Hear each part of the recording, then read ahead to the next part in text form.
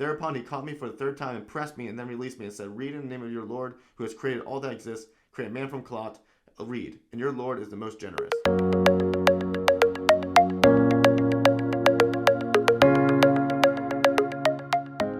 I am reading through the Hadiths. For my viewers unfamiliar with Islam or what Hadiths are the recorded histories and sayings of Muhammad. These Hadiths were passed down orally by different Muslims and eventually compiled and written down about over 200 years after Muhammad's death. Which Hadiths can be trusted, which ones are reliable, is still a debate ongoing within the Islamic community, and different sectors of Islam use different Hadiths.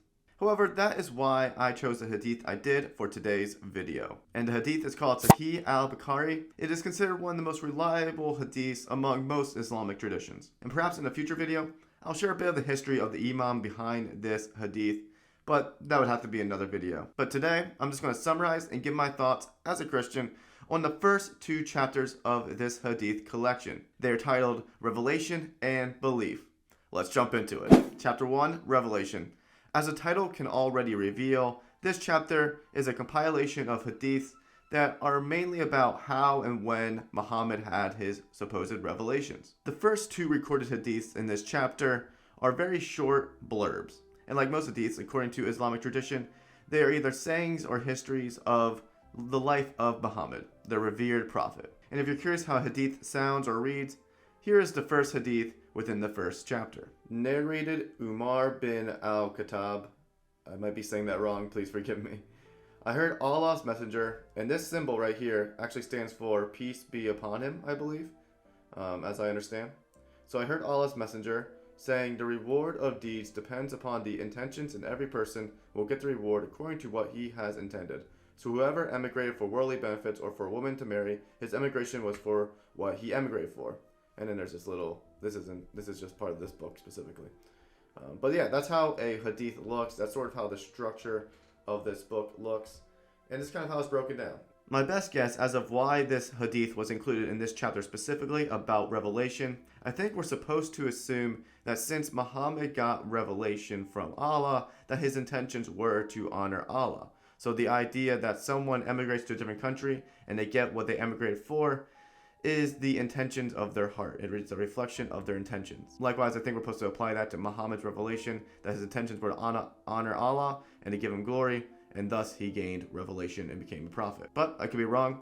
Let me know down in the comments below, if you're a Muslim, how this traditionally fits in within your theology. The second Hadith shares 3 ways that Muhammad supposedly received revelation, and whether or not they were difficult or the experience, so forth. So for instance, Muhammad said sometimes revelation came like a ringing bell, and he described this as some of the hardest revelations he received. But I will note, based on the Hadith that follows this one, it's hard for me to believe that would be the hardest one unless the ringing of the bell describes what he experienced in the next Hadith, but we'll get there soon enough. The second way described that he received revelation within this Hadith was by the angel Gabriel becoming like a man or becoming like a human and having a conversation and talking with Muhammad. And then there's a final bit at the end that's quoted by his wife Aisha, and it reads like this. Aisha added, "Verily, I saw the prophet being inspired divinely on a very cold day and noticed the sweat dropping from his forehead as the inspiration was over." So apparently the revelations were rather intense, which isn't a surprise based on the following Hadith.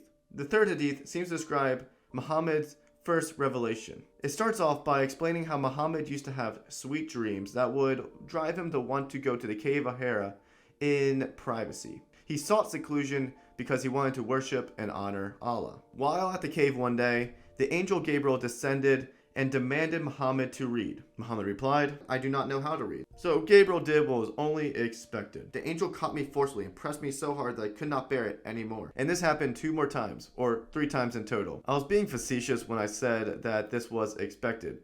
It wasn't, at least not for me. I used to have this impression before reading these hadiths that Muhammad just sort of sat in a cave and received revelation, kind of like a friend talking to a friend with the angel Gabriel. Which I guess happened occasionally, but seems like that wasn't always the case. It seemed like there was a lot of intense revelations. And maybe the ringing of the bell that was in the second hadith described how his head felt when it was getting pressed against the ground. I could be wrong, I don't know, but it seems like it very well could be a possibility. Either way, Muhammad, after receiving the revelation, returned to his wife Khadijah, and he was in terror, calling out for her to cover him.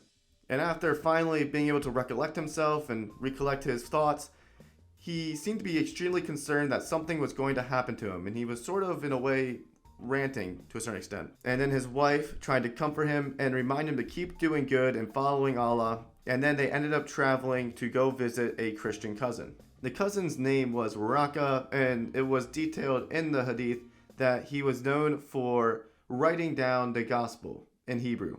After Muhammad got to share with Waraka about what happened to him in Cave Hira and the revelations, Waraka told Muhammad that he had an encounter with the angel Gabriel and that he could expect hostility from his own people like other prophets had in the past. Not long after this, Waraka ended up passing away, and Muhammad's revelations took a pause for a little bit. And that concluded Chapter 1. Chapter 2, Belief. Chapter 2 starts strong with the 5 principles of Islam. To testify that none has the right to be worshipped but Allah and Muhammad is Allah's messenger. To offer the compulsory congregational prayers dutifully and perfectly. To pay zakat, obligatory charity. To perform Hajj, pilgrimage to Mecca. To observe fast during the month of Ramadan. And the chapter goes on to quote a bunch of hadiths that are basically about the morals and beliefs of Muslims. So, for instance, to list out a few different morals that are mentioned within this chapter in different hadiths, include piety or religious modesty is good. Harming other Muslims is bad, and killing other Muslims is disbelief. Drinking alcohol should be avoided. Feeding the poor and helping the hungry is good. And other practices are mentioned as well. However, some of the hadiths in this chapter deal less with practices and practical morality and deal more with either proverbs, theology, or abstract beliefs. So, for instance, the 10th hadith reads like this. Narrated Anas R.A. The Prophet said, whoever possesses the following 3 qualities will have the sweetness, delight of faith. To one whom Allah and His Apostle become dearer than anything else, who loves a person and he loves him only for Allah's sake, who hates to revert to atheism, disbelief, as he hates to be thrown into the fire. Or other beliefs, such as Hadith 13. Abu Sa'id al-Khudri, the Prophet said, when the people of paradise will enter paradise and the people of hell will go to hell, Allah will order those who have had faith equal to the weight of a grain of a mustard seed to be taken out from hell. So they will be taken out, but they will be blackened, charred. Then they will be put into the river of Haya, rain, or Hayat, life. And they will revive like a grain and grows near the bank of a flood channel. Don't you see that it comes out yellow and twisted? Now, as an outsider, there were a couple of hadiths that stood out to me specifically, since I happen not to be a Muslim. The first one being Hadith 15, and it reads like this. I have been ordered by Allah to fight against the people until they testify that none has the right to be worshipped but Allah and that Muhammad is Allah's messenger, and offer the prayers perfectly and give the obligatory charity so that if they perform that, then they save their lives and property from me except for Islamic laws, and then their reckoning accounts will be done by Allah. And the reason why this stands out to me is probably quite obvious. At first glance, this seems like a rather violent picture of Muhammad against people who presumably aren't Muslims, at least not before they convert or are forced to convert or whatever happens in that scenario. Now, I know there are a few verses in different surahs within the Quran that speak about how Muslims ought to only go to war or fight in acts of defense. So maybe the context of this hadith is a context of defense. Or perhaps the word fight in this scenario is less physical and more intellectual. That's hard to believe though, based on what the expectations of the outcomes are, so it would definitely seem that the fight is physical. So I'd be curious to see in the comments down below what you believe this hadith means or what this actually represents within the Islamic tradition. The other hadith that stood out to me was Hadith 21, which had to deal with the end times. It was just sort of intriguing to me because I was kind of curious what they think the signs are of the end times. And there was 2 things listed. 1, when a slave lady gives birth to her master.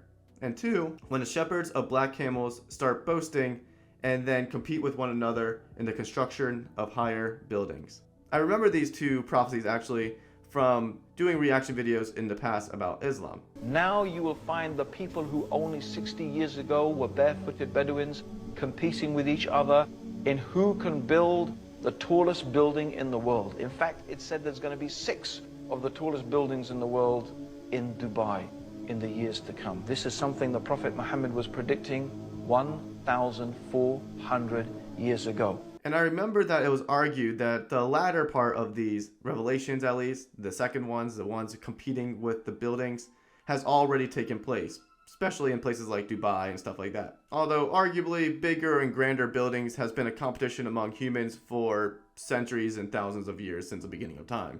So it's hard to really say that this was going to stop happening anytime soon in the future, as technology especially advanced and wealth increased. But the first sign was kind of a mystery to me, so I kind of wanted to look into it and see what other Muslims had to say about it, because I didn't really know exactly what it meant when it talked about how a slave lady will give birth to her master. And I'm going to pop on the screen a couple of things I found.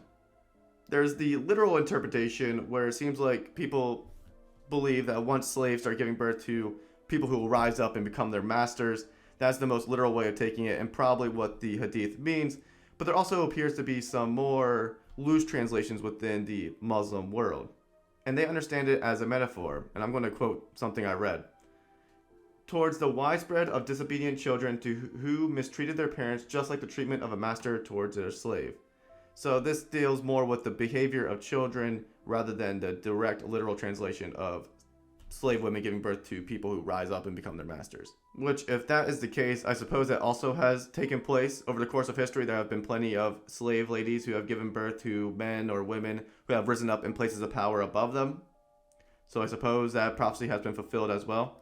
I'm just curious down in the comments down below if Muslims believe these prophecies have been fulfilled, if they're still waiting for them to be fulfilled, or what their beliefs are regarding all of that. But those were just some of my thoughts and reflections on those hadiths.